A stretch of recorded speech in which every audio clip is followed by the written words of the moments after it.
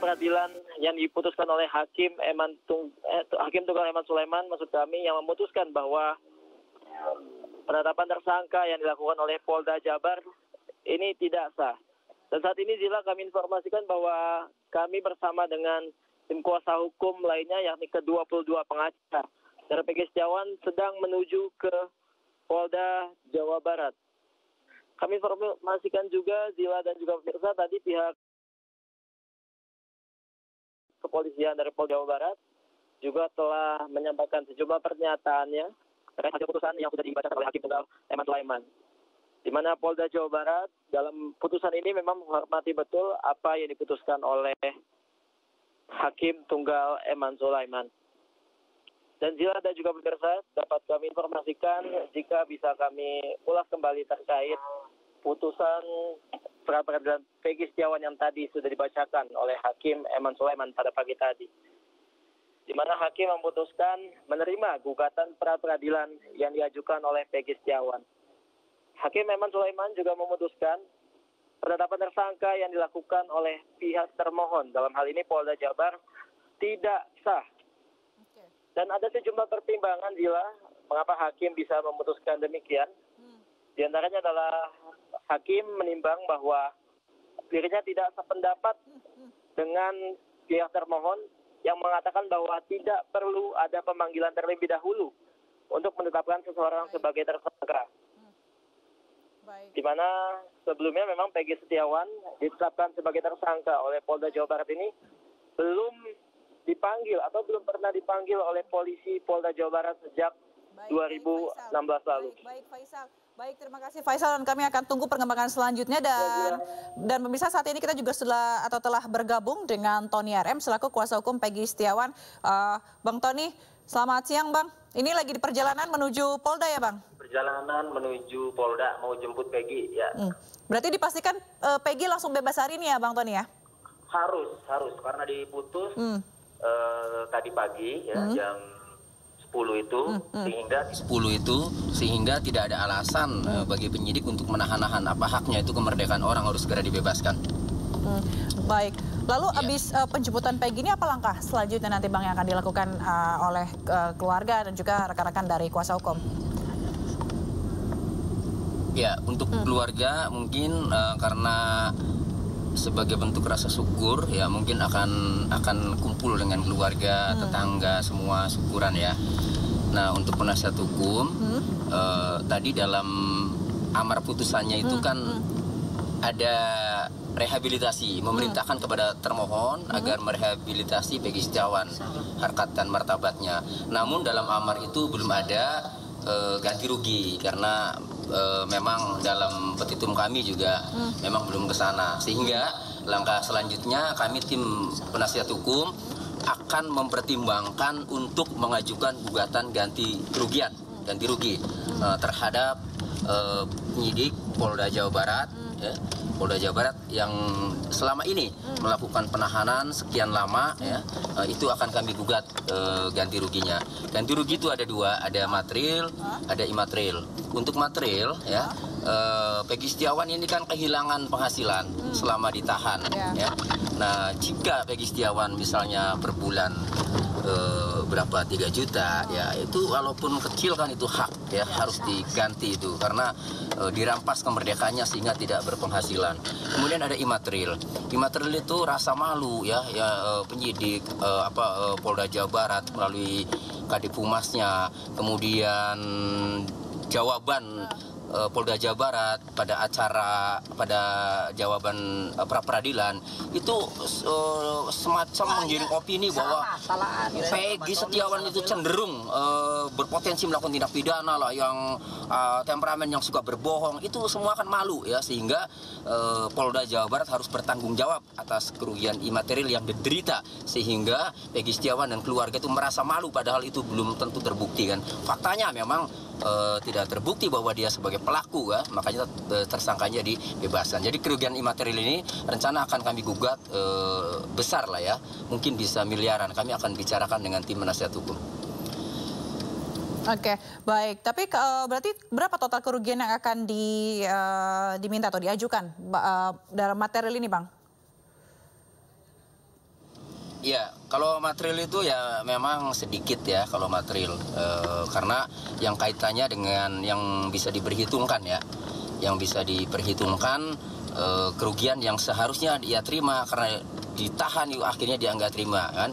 Kemudian sepeda motor juga, sepeda motor bisa nanti kami ajukan ganti rugi ya, dalam arti kalau motor itu disewa selama 8 tahun sejak 2016 sampai 2024. Kalau sewa per hari ya, per hari udah 30.000 saja per hari kan gitu. Maka kali 365 hari kali 8 tahun ya, kurang lebih 80 jutaan ya. Itu material ya.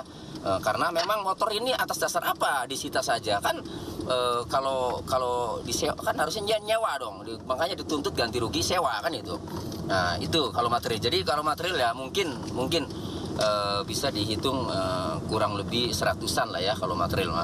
Tetapi kalau imaterial kan tidak terhingga. Nanti sejauh mana rasa malu yang diderita Peggy dan keluarga ya atas tindakan-tindakan, ucapan-ucapan penyidik baik melalui konferensi pers ya Polda Jawa Barat maupun yang dituangkan dalam jawaban di pra-peradilan yang benar-benar mendiskreditkan Peggy Setiawan seolah-olah pantas ini sebagai pembunuh. Itu merasa malu yang sangat amat ya, makanya harus dituntut ganti ruginya itu, Bu.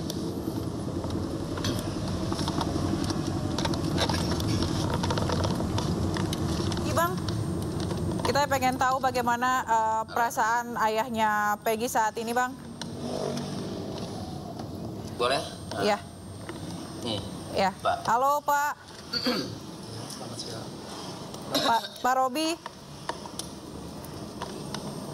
Pak Rudi, bisa dengar suara saya, Pak? Iya, iya. Siap, dengar. Iya, Pak Rudi ini gimana, Pak? Akhirnya menjemput Peggy untuk bebas. Sangat terima kasih semuanya pada semuanya rakyat Indonesia telah mendoakan Peggy bebas dan tim PH-nya Peggy juga terima kasih banget. Kami atas nama orang tua terima kasih banget Pak. Tim PH-nya Peggy yang selalu support terus dari awal sampai akhir. Terus berjuang terus demi kebenaran. Dan para netizen kami terima kasih banget, pada wartawan kami terima kasih banget yang sebesar-besarnya kami ucapkan. Gitu. Oke, tapi Pak Rudi sebenarnya memang sudah yakin ya Pak dari awal Peggy diperiksa atau maksudnya pada saat datang ke rumah gitu ya waktu itu, terus pada saat ditangkap pun gitu langsung yakin begitu bahwa Peggy Setiawan tidak bersalah? Iya, yakin, sangat yakin banget karena Peggy Setiawan waktu dari awal sampai sekarang ini Kak, sampai waktu 2024 juga masih ada di Bandung. Pernah pulang waktu 2001 pulang ke Cirebon 3 tahun. Aman-aman saja, nggak ada apa-apa. Iya. Jadi pada saat itu, gimana? Iya, kenapa Pak? Gimana ya? Ya. Ya itu artinya berarti memang dari awal juga semua yang tadi disampaikan oleh hakim pada persidangan itu memang faktanya seperti itu ya Pak ya, tidak ada pemeriksaan, tidak ada pemanggilan. Iya betul. Iya betul. Iya betul gitu. Tidak ada panggilan, tidak ada dari mana, tidak ada Peggy Setiawan, tidak dari dulu aman-aman aja, tidak ada apa-apa, tidak ada masalah apa-apa. Iya. Baik, tapi waktu pas Peggy kerja bersama dengan Bapak bekerja dengan Peggy pada saat 2016 itu memang Bapak tidak bekerjanya bukan di Bandung ya Pak? Di maksudnya bukan di Cirebon maksudnya? Bukan di Cirebon, di Bandung, posisi di Bandung semuanya. Sama adiknya juga, adiknya ada di Bandung semua. Sama teman-temannya, sama saudara juga di Bandung. Posisi di Bandung. Tapi hal ini pernah disampaikan nggak sih Pak ke polisi atau Bapak pernah diperiksa nggak sih sama polisi terkait dengan statement ini? Pernah, waktu di BAP itu kami katakan bahwa Peggy waktu tahun 2016 tanggal 27 itu di Bandung. Gitu. Saya katakan semuanya itu sama penyidik. Itu yang pemeriksaan di tahun 2024 ya Pak ya berarti? Iya. Terus apa respon polisi pada saat itu Pak?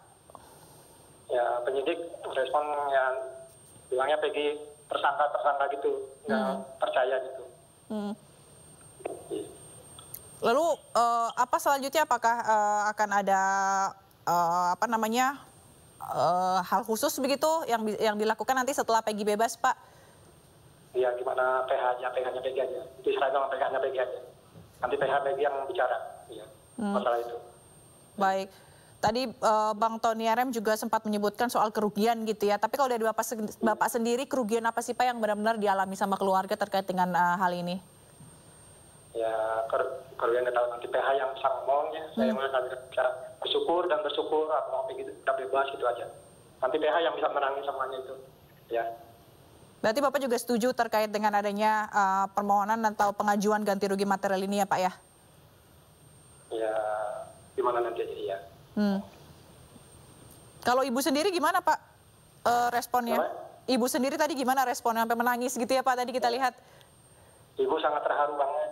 Peggy bebas itu karena Peggy orang benar, tidak bersalah. Sangat terharu banget keluarga juga terbantu. Di Cirebon juga udah menunggu banget. Warga-warga sudah pada menunggu menyambut Peggy datang. Baik. Lalu menurut Bapak juga seperti tadi yang disampaikan oleh Bung Tony bahwa nama Peggy Setiawan ini harus dipulihkan lagi begitu? Benar harus dibersihkan lagi. Karena sudah gitu. Baik, selama ini masih berhubungan dengan Peggy Pak, sempat menjenguk beberapa waktu lalu sebelum persidangan begitu? Sempat menjenguk ya.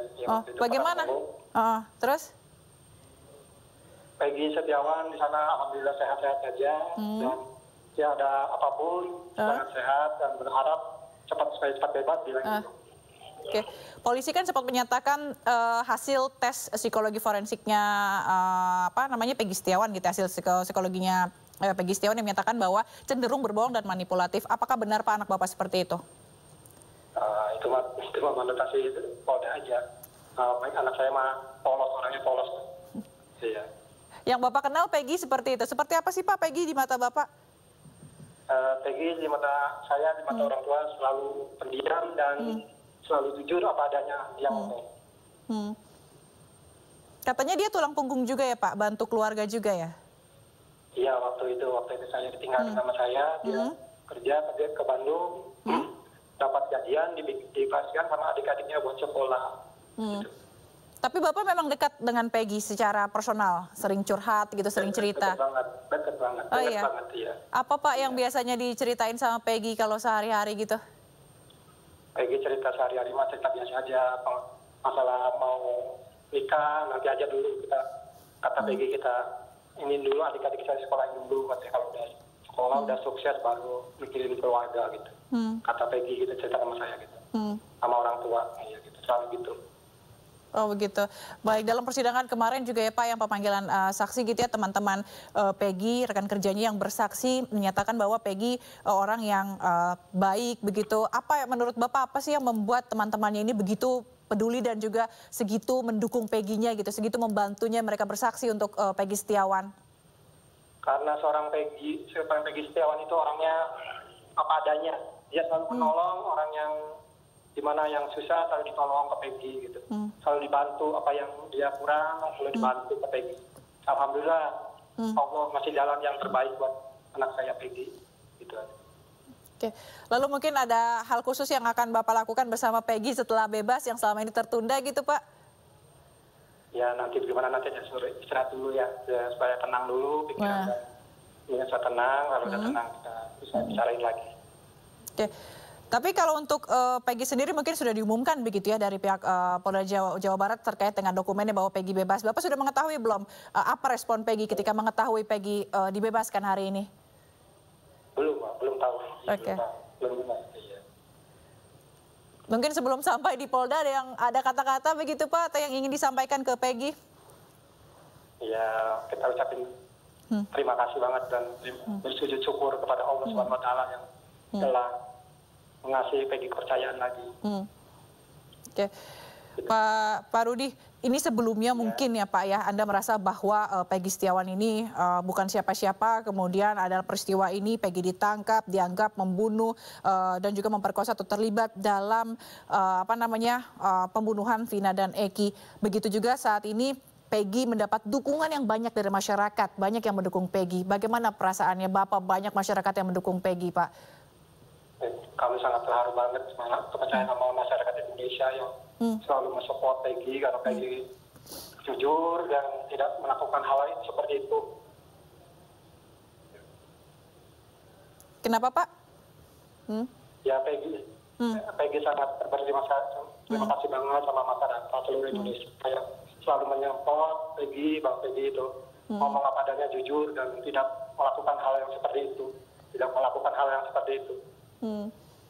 Tadi pas nonton sidang juga Bapak gimana? Deg-degan juga ya Pak ya menunggu putusan hakim Pak? Iya, saya merasakan deg-deg itu. Saya pasaran anak yang kuasa aja. Iya. Karena dari hari pertama ya Pak Rudi menemani sama Ibu juga, Ibu Kartini juga di persidangan ya Pak ya? Iya betul. Dari pertama, dari awal sampai akhir, saya selalu pantau terus. Oke, baik, jadi dari awal Bapak telah meyakini bahwa Peggy ternyata anak yang baik gitu ya? Ya, alhamdulillah. Kalau respon adik-adiknya Peggy juga seperti apa Pak? Ya sangat terharu, sangat senang bisa berkumpul kembali dengan keluarga, dengan adik-adiknya. Bahwa Peggy tidak bersalah, alhamdulillah banget. Kata adik-adiknya itu sujud syukur pada Allah SWT. Baik, terima kasih Pak Rudi Irawan. Kita nanti akan berbincang lagi. Boleh Pak kita berbincang dengan Bang Tony RM lagi selaku kuasa hukum? Boleh. Baik, ya Bang Tony, kita terhubung lagi. Bang Tony, tadi kita juga sudah berbincang begitu ya dengan ayahanda dari Peggy Setiawan, Pak Rudi Irawan, yang menyatakan sangat senang gitu ya untuk akhirnya menjemput anaknya dan bebas hari ini. Bang, kalau kita lihat tadi dari persidangan atau dari hari pertama gitu ya, persidangan menyebutkan bahwa permasalahan soal 2 alat bukti yang dinilai tidak cukup untuk menentukan atau menetapkan Peggy Setiawan sebagai tersangka. Menurut Abang seperti apa? Hakim tunggal Pak Eman Sulaiman itu sudah sangat tepat, sangat bijak. Dia orang yang jenius, orang pinter, orang berhati nurani dia. Ya. Sehingga tidak cukup dengan 2 alat bukti saja, karena dasarnya ada putusan Mahkamah Konstitusi nomor 21 tahun 2014 di dalam pertimbangan hukumnya di halaman 98 itu dikatakan untuk dapat menetapkan seseorang menjadi tersangka itu selain memiliki 2 alat bukti sebagaimana termuat di dalam pasal 184 KUHP disertai pemeriksaan calon tersangkanya. Nah, ini tidak dilakukan oleh penyidik dan dalam pembuktiannya juga tidak ada pemeriksaan sebagai saksi dan kami mendapatkan salinan BAP juga langsung tersangka. Nah, disitulah telaknya. Itu loh. Jadi yang dia dengan percaya diri punya 2 alat bukti dan seterusnya, dia tidak sadar, dia tidak paham itu sebagai penegak hukum itu harusnya setiap aturan itu setiap aturan yang muncul ya itu harusnya langsung dipelajari, kemudian terapkan.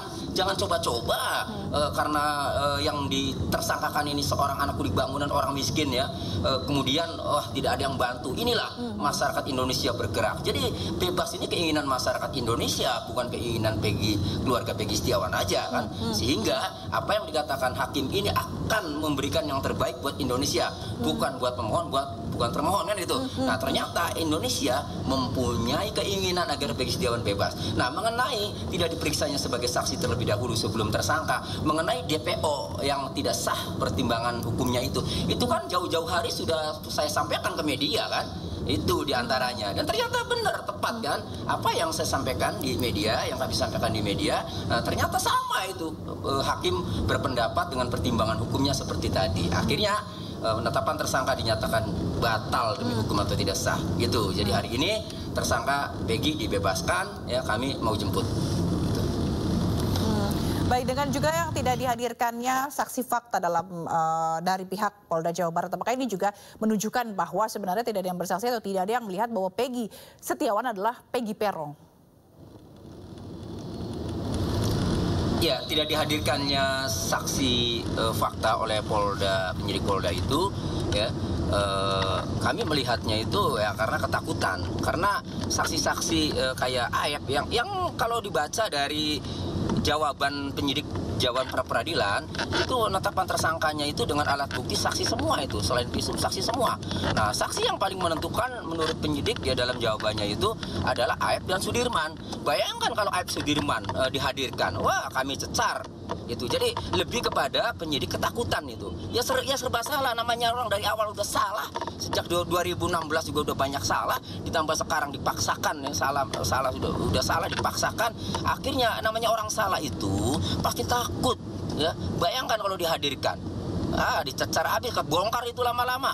Sudirman bisa cerita itu nanti saya disuruh apa segala macam, termasuk ada ditawar-tawari HP itu kan, informasinya begitu agar tidak mencabut keterangannya tahun 2016 kan, itu informasinya ditawari HP sama penyidik, nanti dikasih makan enak. Itu menurut keluarga Sudirman, kakaknya apa adiknya itu kan, yang pernah katanya diancam atau diiming-iming gitu supaya jangan cabut keterangannya 2016. Artinya kalau Sudirman dan Aib itu dihadirkan, terutama Sudirman, pasti akan kebongkar itu bagaimana yang sebenarnya. Tambah amburadul aja ini penyidikan. Berarti kuncinya ada di Aib dan Sudirman ini ya, Bang Tony ya? Ya. Bang Tony? Bagaimana, Bu? Iya, berarti ini kuncinya memang ada di Aib tadi sama di Sudirman gitu, untuk menjelaskan bahwa kerincian dari kasus ini. Lalu tadi kalau misalnya kita melihat ya Bang, nanti di waktu yang sama juga tadi Saka Tatal juga akan mengajukan PK gitu bersama kuasa hukumnya. Itu apa artinya ada keraguan-keraguan lainnya pada terpidana pembunuhan Vina dan Eki sejak 2016 lalu, bahwa sebenarnya mereka memang bukan pelakunya, tapi ya bisa saja polisi juga salah tangkap seperti kasus Peggy Setiawan ini. Iya, jadi kaitannya dengan putusan pra-peradilan Peggy Setiawan ini ya, ini kan sebenarnya putusan pra-peradilan ini kan hanya untuk membatalkan tersangkanya Peggy Setiawan. Nah, ya, dan untuk memberhentikan penyidikannya Peggy Setiawan gitu. Nah, lalu bagaimana dengan putusan 8 terpidana yang sudah inkrah ya?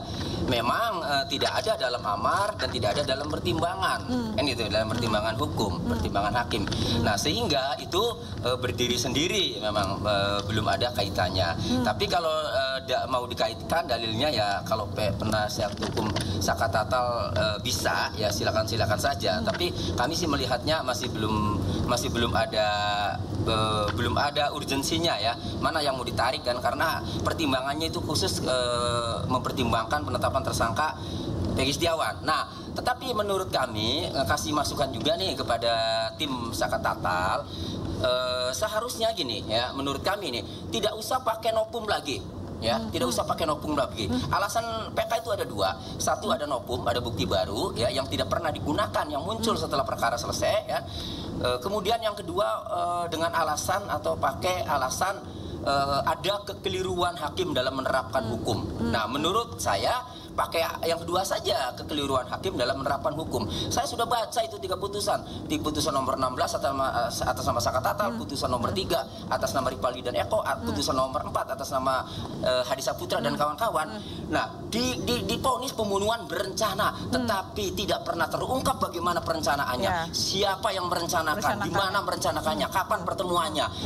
Iya, tidak pernah terungkap. Kemudian satu sperma, bayangkan, untuk menghukum 7 orang. Coba bayangkan, itu kan ngaco. Sidik jari itu yang mukul siapa? Kayu itu ada 1 bambu, lalu yang mukul siapa? Tidak ada bukti scientific evidence.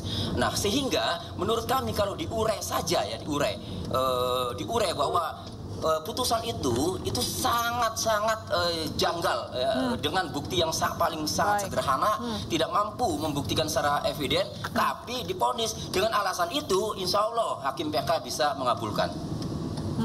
Baik. Lalu Bang Tony, kalau boleh tahu Bang Tony, berapa lama lagi sampai di Polda Jawa Barat, dan bagaimana kan nanti skemanya, apakah langsung Peggy langsung dibawa begitu, atau ada dokumen-dokumen yang harus diurus dulu, atau seperti apa Bang?